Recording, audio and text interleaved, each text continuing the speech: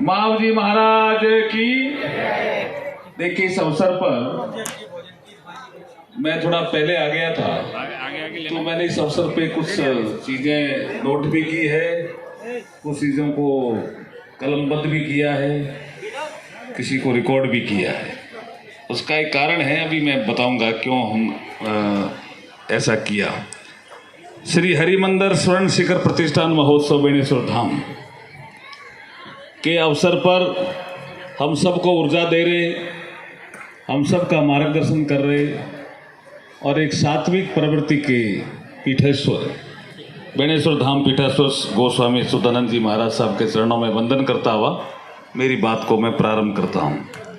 मंच पर उपस्थित राजस्थान सरकार के मंत्री महेंद्रजीत सिंह जी मालविया साहब, डूंगरपुर बांसवाड़ा के सांसद श्री कनकमल जी कटारा जी, आसपुर के विधायक श्री गोपीचंद जी मीणा, घाटोल के विधायक हरेंद्र नीनामा जी, हमारे MD the Maruti Nandan grant के श्री मदन सिंह जी चौहान, नारायण जी पटेल हमारे ट्रस्टी, रेशम मालविया जी जिला प्रमुख बांसवाड़ा, संत भगवती कृष्ण महाराज श्री महामनोहर कथा व्यास, आचार्य निकुंज मोहन जी पंड्या और मंच पर उपस्थित अन्य सभी अतिथिगण, इस अवसर पर मातृशक्ति के रूप में जो हमें एक विहंग दृश्य नजर आ रहा है, जी करता है कि जोरदार ताली बजा करके मातृशक्ति का स्वागत करना चाहिए। बहुत अच्छा दृश्य आपने उपस्थित किया, मैं देख रहा था और मुझे गुरुदेव ने आदेश दिया था कि आपको आना जरूर है, तो मैं सरदार से था गुरुदेव, मालविया जी भी कह रहे थे आपने ठीक ही किया, और वहां से मैं सीधा आया। काफी दूरी भी है, लेकिन यहाँ आकर के मुझे अच्छा लगा कि मैंने जो निर्णय लिया वो सही लिया, ये जरूर अच्छा लगा यहाँ। और जब मैं यहाँ आया तो एक आवाज आ रही थी, जब मैं उधर से रवाना हुआ तब भी आवाज आ रही थी, जय महाराज बोलो जय महाराज। ये भी एक सुंदर कीर्तन का रूप मुझे यहाँ देखने को मिला। कीर्तन कई तरह से हिंदुस्तान में होते हैं, लेकिन इस धाम पर जय महाराज बोलो जय महाराज कीर्तन अपने आप में अद्भुत है, और आने वाले समय में हम संस्कृति मंत्रालय से कुछ इस पे करने वाले हैं। जय महाराज नहीं, जरूर कुछ करने वाले हैं, उसकी मैं घोषणा भी करूंगा ही, आपके सामने ही करूंगा। दोनों हाथ ऊंचे करके अभी करेंगे थोड़ा गोद लेना है, क्या करना है कुछ गोद लेना है। देखिए, मैं रात को यहाँ रुका था एक दिन, सुबह जय महाराज जी से चर्चा हो रही थी, गोपीचंद जी भी आ गए थे सुबह सुबह। मैंने कहा वो तंदूरा कहाँ है जिसमें आप भजन गाते हो, क्योंकि मैं भी तंदूरे पे भजन गाता हूँ। आज नहीं कहूँगा, ध्यान रखना, फिर कभी कहूँगा। तो मैं एक चर्चा कर रहा था गुरुदेव से, तो इन्होंने कहा रामदेव जी के जो 24 प्रमाण हैं उनमें इनका जिक्र है। मैं देख रहा था बाबा रामदेव जी के 24 प्रमाण। बाबा रामदेव जी रूणीचा धाम, राजस्थान का वो पश्चिमी हिस्सा, पोखरण का इंडो पाक बॉर्डर एरिया और एक इधर का एरिया। देखिए, जब कोई अवतारी पुरुष होता है तो उसमें साम्यता होती है। बाबा रामदेव जी रूणीचा वाला बहुत पहले हुए, लेकिन इन्होंने अपनी वाणियों में इस धरती का उल्लेख किया, इस धरती का उल्लेख किया, और मैं थोड़ा अध्ययन करके भी आया हूँ। वो वाणी पूरी तो बाद में कहेंगे, लेकिन जो कहा है उसमें सही सही कहा है। उन्होंने क्या कहा? उन्होंने कहा, ये बाबा रामदेव जी ने अपनी वाणी में कहा है। वाणी, थोड़ी भाषा का फर्क हो सकता है, लेकिन क्या कहा? तन मन दीना अभय पद लीना।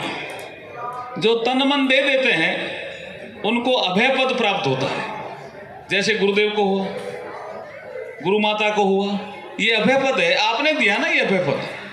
तन मन दीना अभय पद लीना जद मुक्ति पद पाया। ये बाबा रामदेव जी कह रहे हैं, जो कृष्ण अवतार है। तन मन दीना अभय पद लीना जद मुक्ति पद पाया, दसों दोण कलश का काट्या। दसों दोण कलश का काट्या निकलक माई समाया। ये माही यही है, ये माही नदी यहां समाया, निकलंग माही समाया। तो ये कब? बाबा रामदेव जी तो मेरे ख्याल में 600 वर्ष 650 वर्ष पहले उन्होंने अपनी आगम वाणी के माध्यम से ये बताया कि ये पवित्र स्थान इतना पवित्र होने वाला है, यहां कोई अवतारी पुरुष जन्म लेने वाला है, इतना वर्ष पहले। और जब मावजी महाराज आए तो उन्होंने अपनी वाणी से पूरे संसार को चेताया कि ऐसा होने वाला है, ऐसा होने वाला है, पानी भी बिकेगा।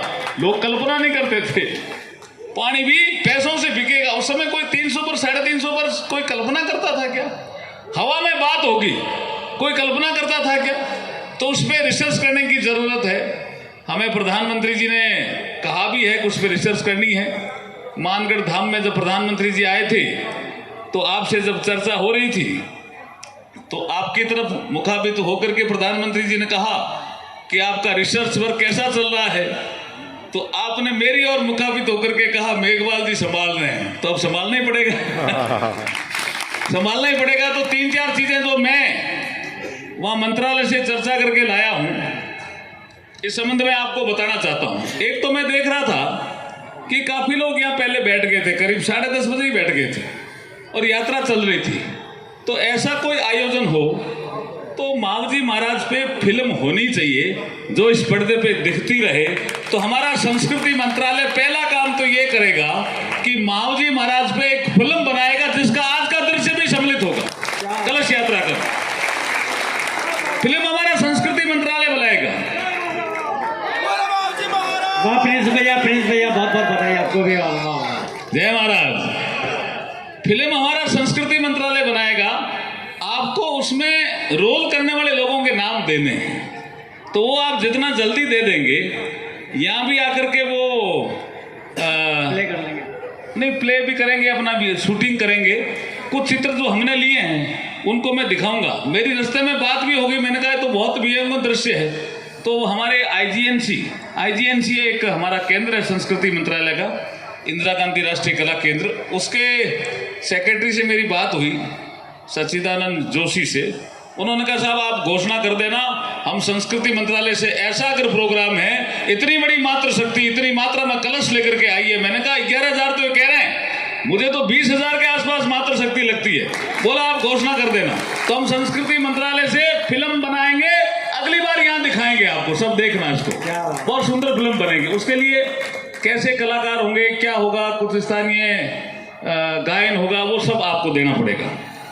एक विषय आया श्याम सागर प्रकाशन का, वो भी हमारा आईजीएन से ही करता है। आपने पहले जब आया तो आपने कहा पहले प्रथम खंड का प्रकाशन